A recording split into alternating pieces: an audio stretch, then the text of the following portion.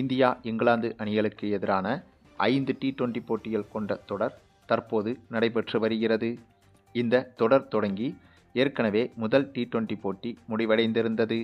அதுவும் இந்த தொடர் முழுவதும் இங்கிலாந்து நாட்டில் வைத்து நடைபெற்று வருகிறது. ஆகவே சொந்த மைதானம் என்ற அட்வான்டேஜ் என்பது இங்கிலாந்து அணிக்குத்தான் அதிகமாக இருக்கும். அந்த ஒரு அட்வான்டேஜ் இருக்கும்போது கண்டிப்பாக இந்த தொடரில் இங்கிலாந்து அணி வெற்றி பெறுவதற்கே, அதாவது இந்த தொடரை இங்கிலாந்து அணி கைப்பற்றுவதற்கே அதிக வாய்ப்புகள் இருக்கிறது. அதே சமயம் இப்போது இந்த தொடரில் களமிறங்கியிருக்கும் இந்திய அணியை பொறுத்தவரையில் பும்ரா, ஹார்திக் பாண்டியா, ஜெய்ஸ்வால், சுப்மன் கில் உள்ளிட்ட இன்னும் ஒரு சில நட்சத்திர வீரர்களும் பங்கேற்கவில்லை.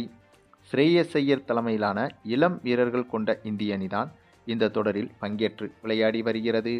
ஆகவே இந்த ஒரு விஷயமும் இந்திய அணிக்கு பின்னடைவாக பார்க்கப்படுகிறது. ஒரு பக்கம் இங்கிலாந்து போன்ற ஜாம்பவான் அணியை வீழ்த்துவது கடினம். அதுவும் இங்கிலாந்து நாட்டில் வைத்து இந்த தொடர் நடைபெறுவதால் சொந்த மைதானம் என்ற அட்வான்டேஜை வைத்திருக்கும் இங்கிலாந்து அணியை வீழ்த்துவது என்பது இன்னும் கடினமாகும். அதே சமயம் இந்திய அணியும் அனுபவம் இல்லாத கேப்டன்சி தலைமையில் இளம் வீரர்களோடு களமிறங்கி இருக்கும் இந்த ஒரு இந்திய அணி இந்த இங்கிலாந்து அணியை வீழ்த்துவது மிக மிக கடினமாகும். இப்படிப்பட்ட கடினமான சூழலில்தான் இந்த தொடரை நம்முடைய இந்திய அணி எதிர்கொண்டு வருகிறது. அதே சமயம் இதற்கு முன்பு நடைபெற்ற அயர்லாந்துக்கு எதிரான தொடரிலேயே 2 போட்டிகளிலும் தோற்று தொடரை இழந்து மிகப்பெரிய பின்னடைவை சந்தித்தது இந்திய அணி. ஆகவே அயர்லாந்துக்கு எதிராக களமிறங்கிய அதே இந்திய அணி வீரர்கள் கொண்ட பட்டியல்தான் இந்த இங்கிலாந்து தொடரிலும் களமிறங்கியிருக்கிறது. ஆகையால் அயர்லாந்து அணியவே வெல்ல முடியாத இந்த ஒரு இந்திய அணி ஸ்குவாட் வந்துட்டு எப்படி இங்கிலாந்து போன்ற ஜாம்பவான் அணியை வீழ்த்தி இந்த தொடரை வெற்றி பெறும் என்ற மிகப்பெரிய கேள்வி இருந்து வந்தது. அப்படிப்பட்ட பல கேள்விகளுக்கு மத்தியில்தான் இந்த இரு அணிகளுக்கு எதிரான முதல் T20 போட்டி தொடங்கியது. இந்த போட்டி தொடங்கி முதலில் பேட்டிங் செய்த இந்திய அணி 189 ரன்கள் எடுத்திருந்தது. ஆகவே இந்த போட்டியில் இந்திய அணி வெற்றி பெறக்கூடிய ரன்கள் தான் எடுத்திருந்தது. ஆனாலும் துரதிருஷ்டவசமாக இந்த முதல் T20 போட்டியில் மழை குறுக்கிட்டு இந்த போட்டியை நடக்க விடாமல் செய்துவிட்டது. அதன் பிறகு இந்த இரு அணிகளுக்கு எதிரான இரண்டாவது T20 மேட்ச் தற்போது தொடங்கியது. ஏற்கனவே முதல் T20 போட்டியில் இந்திய அணி வெற்றி பெற வேண்டிய சூழலில் வருண பகவான் வந்து இந்திய அணியின் வெற்றியை தடுத்துவிட்டார். ஆகவே அந்த ஒரு இயக்கம் என்பது இந்திய அணிக்கு கண்டிப்பாக இருந்திருக்கும். ஆகவே இந்த இரண்டாவது போட்டியிலாவது எப்படியாவது வெற்றி பெற்று இந்த தொடரை வெற்றியோடு தொடங்க வேண்டும் என்ற எதிர்பார்ப்பு இந்த இரு அணிகளுக்குமே இருந்திருக்கும். ஆனால் இந்திய அணிக்கு கூடுதலாகவே இருந்திருக்கும். அதற்கு காரணம் நாம் ஏற்கனவே சொன்னது போல முதல் போட்டியில் சூப்பராக பேட்டிங் செய்த இந்திய அணி 189 ரன்கள் வரை எடுத்து வெற்றி பெற வேண்டிய சூழலில்தான் இருந்தது. ஆனால் மழை குறுக்கிட்டதால் இந்திய அணியின் வெற்றி மழையால் பறிபோனது. அதனால்தான் இந்த இரண்டாவது T20 போட்டியில் வெற்றி பெறுவது என்பது இந்திய அணிக்கு மிக முக்கியமாக பார்க்கப்பட்டது. அப்படிப்பட்ட எதிர்பார்ப்புகளுக்கு மத்தியில் தொடங்கிய இந்த இரண்டாவது T20 போட்டியில் இன்னொரு மிகப்பெரிய சர்ப்ரைஸும் இந்திய அணிக்கு காத்திருந்தது. ஏனென்றால் இந்த போட்டியில் முதல் முறையாக பிளேயிங் 11இல் சூரியவன்சி களமிறக்கப்பட்டார். அதாவது இந்த இங்கிலாந்து தொடர் தொடங்கி நடைபெற்ற முதல் T20 போட்டியில் இந்திய அணியில் சூரியவன்சி இடம்பெற்றிருந்தாலும் ஆடும் 11இல் சூரியவன்சி இடம்பெறவில்லை. இதற்கு முன்பு நடைபெற்ற அயர்லாந்து தொடரிலும் இந்திய அணி ஸ்குவாடில் சூரியவன்சி இடம்பெற்றிருந்தாலும் ஆடும் 11இல் ஒரு போட்டியில் கூட சூரியவன்சிக்கு வாய்ப்பு கொடுக்கவில்லை. ஆகவேதான் அந்த ஒரு விஷயம் இந்திய ரசிகர்களுக்கு மிகப்பெரிய ஏமாற்றமாகவும் இருந்தது. ஆகவே அப்படிப்பட்ட ஒரு ஏமாற்றத்தை சரிகட்டும் விதமாக இந்த இங்கிலாந்துக்கு எதிரான இரண்டாவது T20 போட்டியில் ஆடம் 11இல் சூரியவன்சிக்கு வாய்ப்பு கொடுக்கப்பட்டது. அப்படிப்பட்ட வாய்ப்பை பயன்படுத்தி கொண்டு இந்த இரண்டாவது T20 போட்டியில் ஓப்பனிங் இறங்கிய சூரியவன்சி எதிரணியான இங்கிலாந்து அணியை தாண்டி ஒட்டுமொத்த கிரிக்கெட் அணிகளையும் மிரட்டி விட்டு விட்டார் என்றுதான் சொல்ல வேண்டும்.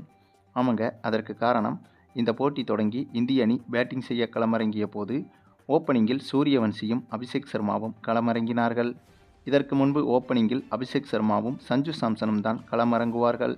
ஆனால் சஞ்சு சாம்சனை பொறுத்தவரையில் கடந்த போட்டிகளில் தொடர்ச்சியாக வாய்ப்பு கொடுக்கப்பட்டாலும் அந்த போட்டிகளில் தொடர்ச்சியாக சொதப்பியும் வந்தார். ஆகவே அவரை நீக்கிவிட்டு இந்த போட்டியில் சூரியவன்சிக்கு வாய்ப்பு கொடுக்கப்பட்டது. அப்படியாக ஓப்பனிங் இறங்கிய சூரியவன்சி போட்டியின் முதல் பந்தையும் அவர்தான் எதிர்கொண்டார். அதாவது பேட்டிங் ஸ்ட்ரைக்கில் நேரடியாக ஓப்பனிங் இறங்கினார் சூரியவன்சி. அப்படியாக களமிறங்கிய இவர் போட்டியின் முதல் பந்தையே சிக்ஸருக்கு பறக்கவிட்டு இவர் மீதான எதிர்பார்ப்பை இன்னும் அதிகரித்தார். எப்படி ஐபிஎல் போட்டிகளில் இவர் விளையாடுவாரோ அதேபோல ஒரு அணுகுமுறையைத்தான் இந்த போட்டியிலும் இவர் வெளிப்படுத்தினார். அதன் பிறகு இவரும் அபிஷேக் சர்மாவும் மாற்றி மாற்றி சிக்சர்கள் பவுண்டரிகள் என விளாசித்தள்ள இதன் காரணமாக இந்திய அணி பவர் பிளே ஓவர்களான 6 ஓவர்களுக்கு உள்ளாகவே 100 ரன்களை தொட்டுவிட்டது. அப்படியென்றால் எந்த அளவுக்கு அதிரடியாக இந்த இருவரும் பேட்டிங் செய்திருப்பார்கள் என்று யூகித்து கொள்ளுங்கள். இதில் சூரியவன்சி வெறும் 11 பந்தில் அரை சதம் எடுத்து புதிய சாதனையையும் படைத்திருந்தார். மேலும் முதல் முறையாக இந்திய அணிக்காக களமிறங்கி சர்வதேச T20 போட்டியில் முதல் சதத்தை பதிவு செய்வது என்பது மிகப்பெரிய சாதனையாகும்.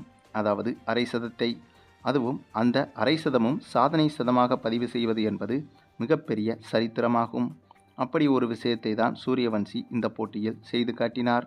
அதன் பிறகு ஒரு கட்டத்தில் 72 ரன்கள் எடுத்திருந்த போது சூரியவன்சி விக்கெட்டை இழக்க, அதனைத் தொடர்ந்து அபிஷேக் சர்மா, இஷான் கிஷான், திலக் வர்மா, சிவம் தூபே என இவர்களும் ஓரளவுக்கு சொல்லும்படியான ஆட்டத்தை தான் ஆடியிருந்தனர். இதன் காரணமாக 20 ஓவர்கள் முடிவில் இந்திய அணி 237 ரன்கள் வரை எடுத்துவிட்டது.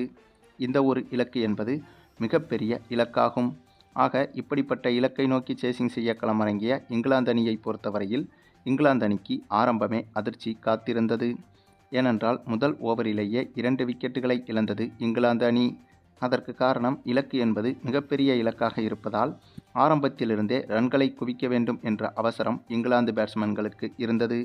அதனாலேயே முதல் ஓவரிலேயே 2 விக்கெட்டுகளை இழந்த இங்கிலாந்து அணி அதன் பிறகு ஓரளவு நிதானமான ஆட்டத்தை கையில் எடுத்தது. அப்படியாக கையில் எடுத்த இங்கிலாந்து அணி அடுத்த 9 ஓவர்கள் வரை கூடுதலாக விக்கெட்டை இழக்காமல் சூப்பராக விளையாடி வந்தது.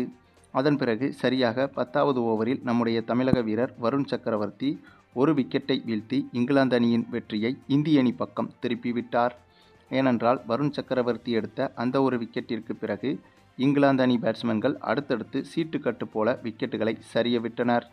பின்னர் ஒரு கட்டத்தில் 188 ரன்கள் எடுத்திருந்த போது மொத்த விக்கெட்டுகளையும் இழந்து இந்த போட்டியில் தோல்வியை தழுவியது இங்கிலாந்து அணி.